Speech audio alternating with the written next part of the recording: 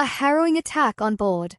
Late on Saturday, the 1st of November, 2025, aboard the 1825 service of London North Eastern Railway, LNER, travelling from Doncaster towards London King's Cross, a violent mass stabbing unfolded shortly after the train departed Peterborough Station in Cambridgeshire.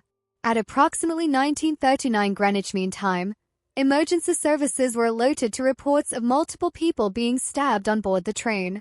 The train made an emergency stop at Huntingdon Station, where armed officers swiftly boarded and a knifeman was subdued. In total, 11 individuals were taken to hospital following the attack. 5 victims have since been discharged.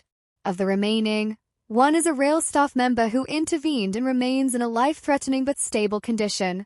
Witnesses described terrifying scenes.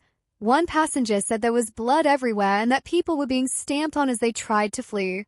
Suspects, motive and investigation. Initial arrests involved 2 men. A 32-year-old man from Peterborough is now the sole suspect, held on suspicion of attempted murder. A 35-year-old man arrested at the scene was later released without charge. The British Transport Police, BTP, confirmed that at one point the Plato Code, used for potential marauding terror attacks, was declared, but counter-terror authorities have been stood down, and police state there's currently no evidence this was terror-related. A knife was recovered at the scene and investigators are examining the background of the suspect and how the attack unfolded. Remarkable actions by staff and quick police response. One of the most striking aspects of the incident was the bravery of train staff and the fast emergency response. The rail staff member who intervened has been described by BTP as performing an act of nothing short of heroic, and undoubtedly saved many people's lives. Meanwhile, the train driver, named in reports as Andrew Johnson, is credited with diverting the service to the nearest station, Huntingdon, thereby enabling a quicker police response. Armed officers arrived within roughly 8 minutes of the first emergency call, highlighting the speed of the response. Impact on rail travel and security discussions.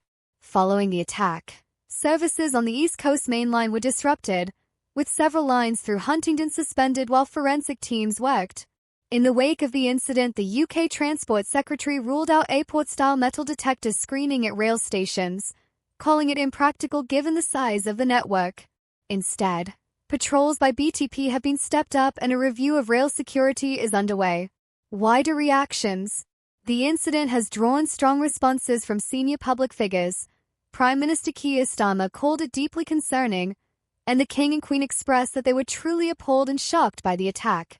A footballer from Scunthorpe United, midfielder Jonathan Josh, 22, was confirmed to be among the injured. The club said he sustained non-life-threatening injuries and remains in hospital. What remains uncertain?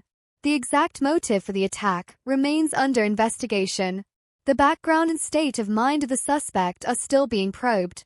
How the incident will influence longer-term rail security policy remains to be seen, particularly on whether more routine staff training or patrols will be revised. In conclusion, the stabbing aboard the LNER train to London was a sudden, brutal and rare incident on UK railways. Quick thinking from rail staff and fast police intervention prevented worse harm, but the fact remains that 11 people were hospitalized and 1 remains in a critical condition. While initial fears of terrorism have been ruled out, the event has raised important questions about rail security, staff training, and how best to protect passengers and crew alike.